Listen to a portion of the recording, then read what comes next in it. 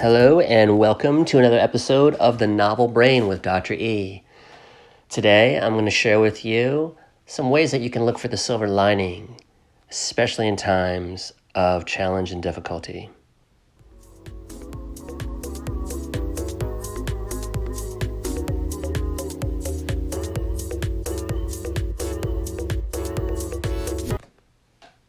All right, so I'm going to give you a little bit of an update as to where I am at this time. I'm still in Washington, D.C. I'm self-quarantined, and this is day number 33. It's been exhausting. It's also Emancipation Day in D.C., and I'm going to save some room in another podcast to talk a little bit about that. At this time, I'm going to dive right in, and we're going to talk about things you can do to look for that silver lining. So it's not always easy to be very positive, and it's not always easy to be happy. Obviously, we have to do things in our lives to set ourselves up for positivity and happiness. And one of the ways I've found that's very useful is to just see your situation as chances to reevaluate. And what this means is just to take a look, at what you've been doing and what you'd like to change. And this is really a time to reset and think about what was working and be really honest with yourself as you move forward. So maybe you've lost a job in this time. Maybe you lost a partner, or maybe you've gone bankrupt, lost your money in the stocks, or don't have any stocks. Who knows what your situation may be? But across the board, the one thing that does prove to be useful is to take that chance, take that time to reevaluate your life, and this is the time to do that. Another thing that we really need to think about is, what was life like before? And were we compassionate people? Maybe we thought we were, but in times like these, we can really look back and think, I'm not really sure what I was. So take a look at how other people are living, and it's a good time to not judge that, but to feel some compassion for the people who don't have the things that you may have, such as an actual home to live in, a roof above your head, food to be delivered to your door. Whatever it may be, there's always somebody else out there who's not going to be doing the same things and cannot afford the things that you're affording. There's also going to be people who are doing quite well, and so the best thing to do is to not compare yourself at this time. This is a time of self-reflection, reflection with your family and your friends, and to think about where you stand with compassion in the world.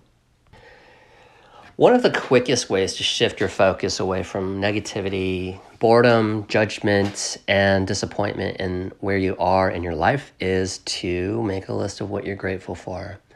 And I am positive that you've already heard this from millions of other people, but I'm here to say that I do this every day, and it may be the same list every day, but it is an announcement to myself, an acknowledgement that I do have things that are definitely worth living for and things that I want to improve in my life to be more grateful. This is the perfect time for every one of you to create some kind of a game plan. If for whatever reason you felt like you might have been off track, I want you to be honest with yourself. About 2 to 3 months ago, where were you? Were you in a dead-end job? Were you in a dead-end relationship? Were you in a dead-end job and a dead-end relationship? Or perhaps even the Tribeca, a dead-end job, dead-end relationship, and no future. So maybe you were in clinical depression as well. There can be compounding things in our lives, and these will always be the case.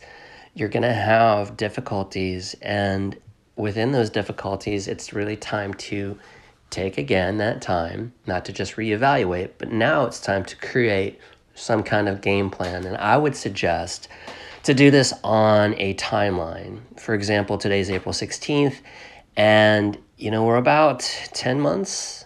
Well, I'm sorry, I can't do any calculations right now. We're about 8 months away from the end of the year. And I do know a lot of people, who, including myself, who think about things mathematically. And 2021 is really just around the corner. I know that sounds wild, but we've been basically hibernating in the middle of spring here in North America. And wherever you are, and whatever beliefs you have, it doesn't have to be Christmas, it doesn't have to be Hanukkah, it can just be the end of the year, where you have a goal that you're going to set yourself for yourself by the end of this year. For those of you who think you can manage smaller goals, you can do those on the monthly basis or on maybe a bi-monthly basis. Whatever the amount of time, I think it's important to set that timeline. So do you have a goal in mind? Create that plan, start working towards those goals, and do take steps that are basically digestible and something that you can do to get towards that. And in a minute, I'm going to share my goals. Maybe that might be a little fun game for all of us to do, is to consider sharing your goals with others. One thing that I really have been reflecting on in the past 33 days is language, and just how interesting it is how changing your language can change your life. And I know this is definitely a CBT technique. And for those of you who are not familiar, that's cognitive behavioral therapy. There's also self-talk. And if you mix self-talk with cognitive behavioral therapy, you can see your negative thoughts surface. And when you see those negative thoughts surface, such as in a negative word, something that really doesn't strike yourself as positive or even neutral, you can stop that. So in combination with self-talk and CBT and stop thinking, you can start to lead a more positive life by putting positive language in exchange for negative language. All right, I'm just going to go over a couple different examples, and maybe you are that person who continually beats themselves up mentally, or maybe questions your actions, or doesn't think you have what it takes to complete some kind of task or goal, as I mentioned earlier. So you might be one of those people who says, you're just not good enough. I'm not good enough to do this. I'm not smart enough. I'm not fast enough. I'm not anything enough. So whatever that is that you don't think you're enough, it's time to turn that around and consider all the things that you have done to get to this point. You know, most of us have made it through about a month of quarantine. And could you say that about yourself even 2 months ago? Do you think that you, if somebody walked up to you on the street and said, look, you're going to be spending the next several months in isolation, do you think that, well, A, you'd think they're crazy, but B, do you think you would even be able to do that? Now that we're mandated to do this, you do know that it's possible. So you do need to take and turn around anything that you feel you might be beating yourself up mentally. It could be that you don't think you're a good enough partner, or you don't think you can be in a relationship, or you don't feel like you're a good parent, or you don't feel like you're a good partner to people. It's time to stop and consider what it is that you can do and what it is that you've done well. It's also time to stop constantly questioning your actions. I know that I'm a bit of an overthinker, and for those of you who are overthinkers, you might get a benefit from that. You might think that there's some kind of positive reward by looking at every given possibility of a situation. It's now the time to kind of step back and think, why would I even consider every option under the sun? And in a sense, it's living in the past and the future. You're not really living in the present. So constantly thinking about and overhashing and beating yourself up is not a present activity. And in exchange for that, you can take some of these negative thoughts and negative words and try your best to replace those with positive thoughts and positive words.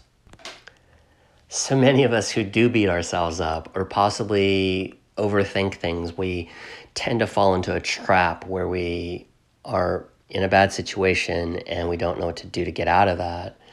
So one of the things you can do is just take that to another level and just give yourself a bit of feedback. And it doesn't have to be so self-critical that you feel worse. It has to just be a little bit of feedback on what is it that you can honestly say you might have done or could have done better.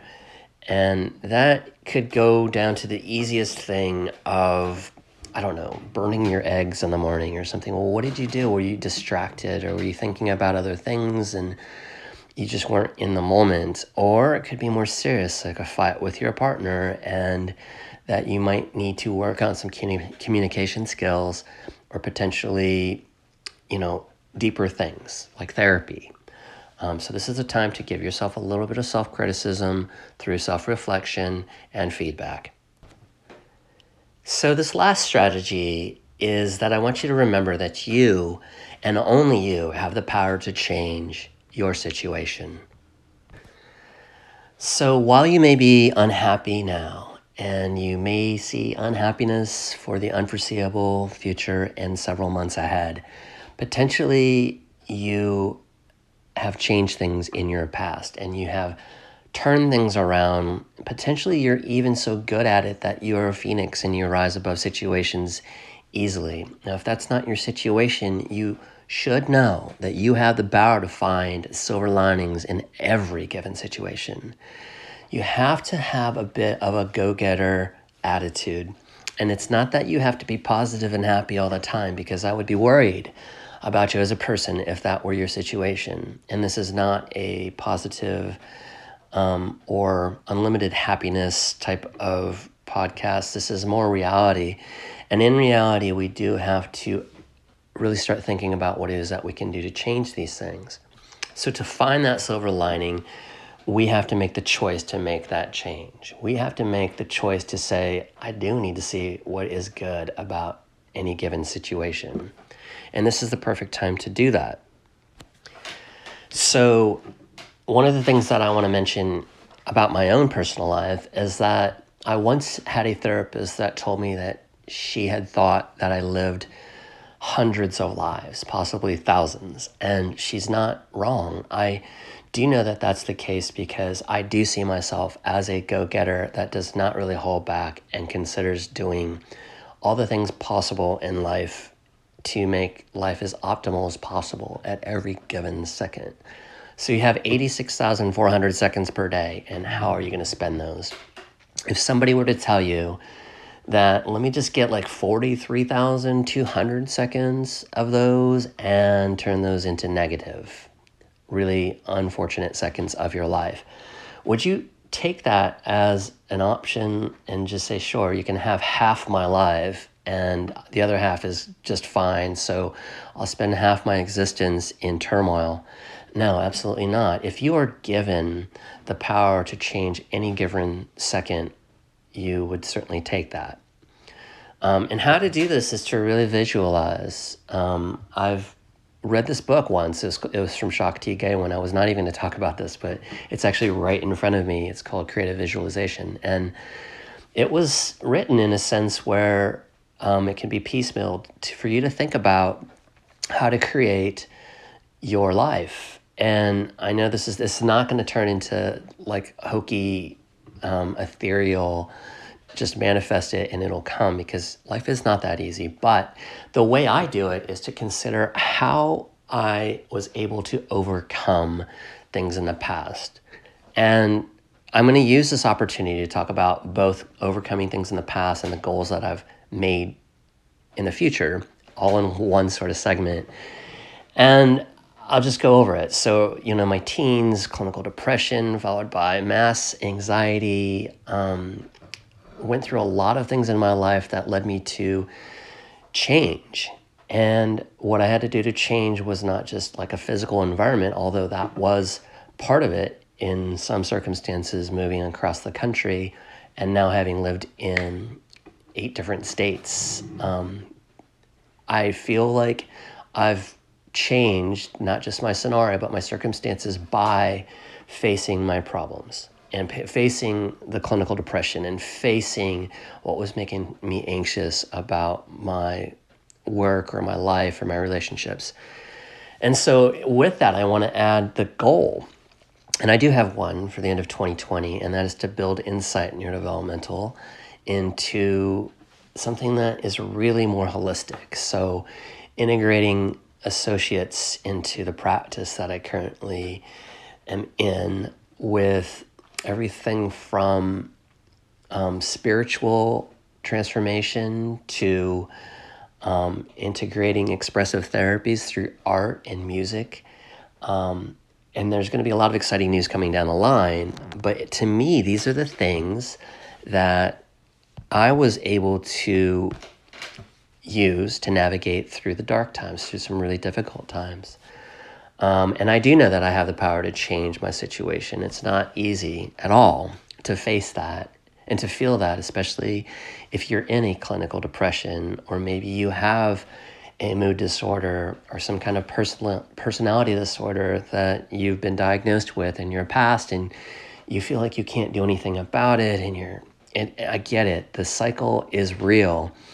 You are going to feel difficult times if you have these difficult hits in your life. And one of those could be a disorder, a mental illness, or a physical illness, or loss of a significant other or a parent, or something that really you thought might have broke you. This is the time to show you that 7.4 billion people in the world are experiencing something that could potentially break them. And that's not just economic, it's spiritual and mental and physical, and it's ethereal, and it's consciousness. It's a lot of things that are intertwined and integrated into you as a person. So there's not one solution, but having goals does help. And having something to work on, not just hobbies, but even like sub-hobbies or interests. Think of your house as a museum. Go to the things that you feel attracted to. Do the things that you have always wanted to do. And this is, again, not just positive psychology and some happiness podcast, but it's reality. This is the time for you to do it. 2020 is a hard reset. It's a Control, Alt, Delete on your life. It's a Command, Option, Escape if you're a MacBook user or an Apple user. But really that is a hard reset, and it's also a hard reality for some of you who may not like to experience change, or who feel some kind of anxiety because of change. I think change is good. So if you take some of these strategies that I've provided on approaching maybe the tail end of this current pandemic, we're still unaware as to how long we have. So don't just run out there and rush out and think that the end of the world is soon, so I'm going to do everything I possibly can as soon as this pandemic lifts, because that was a huge mistake back with like the Spanish flu and some early pandemics, where people in the next 10 years, it was shown, were over-consuming and taking it to a different extent, also leading to other issues like the Great Depression. But so it's not just going to be a massive party when we get out of this. It's not going to be your celebration of the universe. It is going to be a time that you need to also consider continually reflecting on where you are, engaging, whether you're meeting your own needs. You can never be good for anybody else until you have served yourself and you feel good and complete and whole. So this is the time for you. And I guess I'm going to end on that note. And I really just hope the best for everyone. And I'm going to do another podcast in the near future regarding our state of the pandemic. So for now, that is all I have. And so do take care of yourself and be well all.